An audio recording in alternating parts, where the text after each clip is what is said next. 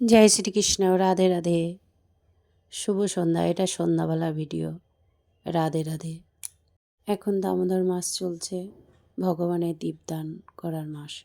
তাই আমি সুন্দর করে প্রদীপটাকে গঙ্গা জল দিয়ে ধুয়ে নিলাম। ধুয়ে নিয়ে পরে আমি ঘি দিয়ে সাজিয়ে নিচ্ছি প্রদীপটাকে। এই মাসে ভগবানকে দীপদান করা খুবই ভালো।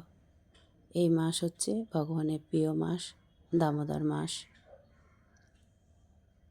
আমি সব ঠাকুরকে দেখে নিচ্ছি, দামোদরের ছবিতে বা কৃষ্ণ ঠাকুরের ছবিতে বা গোপালকে এইভাবে আপনারা দেখাতে পারবেন। চরণে 4 বার, ভিতে 2 বার, মুখমণ্ডলে 3 বার, অঙ্গে 7 বার ভগবানকে দেখাতে হবে। এইভাবে প্রতিদিনই দীপদান করুন।